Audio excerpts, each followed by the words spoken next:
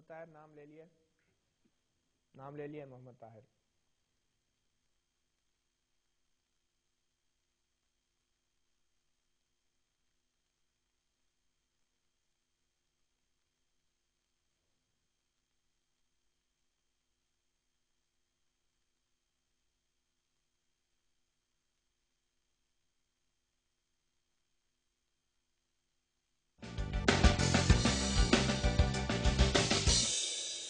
Welcome back. اپنا گریبان میں ہم لائیو ٹیلی فون کال اس وقت ریسیو کر رہے ہیں 08002442255 پہ. ہمارے ساتھ ٹیلی فون لائن پہ موجود ہیں اسلام آباد سے محمد طاہر. جی طاہر صاحب مختصر سوال کریں. میرا سوال یہ ہے کہ ابھی وکی لیکس کا جب مسئلہ ہوا تھا تو کچھ ٹی وی چینل نے کئی چیزوں کو تو بڑے زور و شور سے اس کو ہائی لائٹ کیا. جو ایشوز مثلا پولیٹیکل لیڈرز کے حوالے سے، صدر کے حوالے سے، وزیر اعظم کے حوالے سے، مولانا فضل الرحمان کے حوالے سے، اس پہ تو پروگرام ہوئے. لیکن وکی لیکس میں یہ بات بھی آئی تھی کہ پاکستان کے آرمی چیف نے وزیرستان میں 2 مرتبہ امریکی فوجیوں کو وہاں آپریشن میں حصہ لینے کے لیے اجازت دی تھی. کسی بھی ٹی وی چینل نے، جو ایک ٹی وی چینل جو بہت زیادہ سیاسی لیڈروں کے پیچھے پڑا ہوا تھا، مجھے حیرانگی ہوئی. آپ کے خیال میں آپ کے خیال میں اس کی کیا وجہ تھی؟ وکی لیکس میں اس ایشو کی طرف بھی آنا چاہیے. آپ کے خیال میں اس کی کیا وجہ تھی کہ میڈیا نے اس پہ توجہ نہیں دی؟ آپ کے خیال میں کیا وجہ تھی؟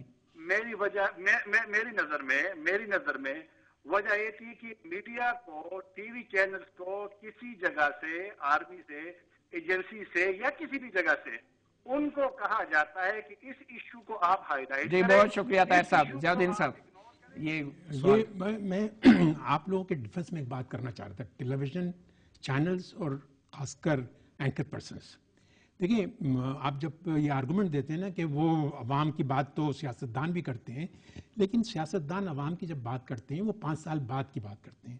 آپ لوگوں کی کریڈیبلٹی اور انٹیگریٹی سٹیک پہ لگی ہوئی ہوتی ہے ہر منٹ ہر سیکنڈ، اور ہاتھ میں ویور کے وہ ریموٹ ہوتا ہے. طاہر صاحب یہ کہہ رہے ہیں کہ کیا فوج رابطہ کرتی ہے آپ کو؟ وہ دیکھیں نا، ایک ڈسرننگ ویور نے آپ کو بتا دیا کہ آپ کتنے پانی میں. نہیں ویسے آپ بتائیں، ویسے ہماری کریڈیبلٹی کتنی ہے، ہماری انٹیگریٹی کتنی ہے. یعنی سب سے مزیدار بات یہ ہے کہ عام آدمی، یا پڑھا لکھا آدمی جو اخبار پڑھتا ہے، یا ویور جو دیکھتا ہے، جس کو بڑی اچھی میں نے شعیب ملک اور ثانیہ مرزا کی کہانی جو ہے نا بہت ہی اچھی لگتی ہوگی، لیکن یہ جب آپ سیاسی باتیں جب کرتے ہیں تو وہ بھی جانتے ہیں. ایک اور ٹیلی فون کال ہم لیں گے اس وقت. ایک ضیاءالدین صاحب آپ سے دوبارہ یہی سوال کروں گا، طاہر صاحب نے جو سوال کیا تھا، رابطہ ہوتے ہیں کیا آئی ایس پی آرز کی طرف سے بھی، اور کس حد تک ان کو اکوموڈیٹ کیا جاتا ہے؟ جہاں تک میرا یہ خیال ہے کہ جب تک 88-89 میں جب تک پریس اینڈ پبلیکیشن آرڈیننس تھا، اس وقت تو فوج تو قریب بھی نہیں آتی تھی، وہ سول سرونٹ ہی کام کر لیا کرتا تھا اخباروں کا. یعنی پریس ریلیز کے علاوہ ہمیں اختیار ہی نہیں تھا کہ کوئی چیز ہم چھاپیں. لیکن بعد میں 80s اور 90s میں خاص کر تھوڑی سی اوپننگ ہوئی ہے، وہاں لڑائیاں ہوئی ہیں. میں نے فوجیوں نے کوشش کی کہ یہ خبر چھپ جائے، اس کو ریزسٹ کیا گیا، روکا گیا.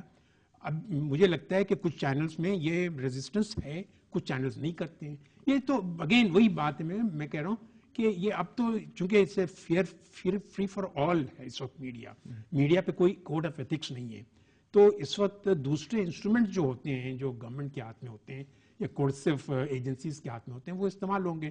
یعنی کبھی کبھی آپ سنتے ہوں گے کہ کسی کو اٹھا لیا گیا، کسی کی پٹائی ہو گئی، تو یہ تو ہوگا. کچھ انسٹیٹیوشن ریزسٹ کر رہے ہیں. بات ہو رہی ہے اپنے گریبان کی، اور ہم اپنے گریبان میں جھانکتے رہیں گے، جس میں حکومت کا جو کردار ہے میڈیا کو دبانے میں، اور میڈیا کا اپنا کردار اپنے آپ کو کمزور کرنے میں. ان تمام چیزوں پہ ہم نظر ڈالتے رہیں گے، اپنی خبر پر بھی نظر رکھیں گے آئندہ کے لیے. آج کا یہ پروگرام اپنا گریبان مطیع اللہ جان کو اجازت دیجیے. آئندہ ہفتے اسی دن پھر حاضر ہوں گے. اللہ حافظ.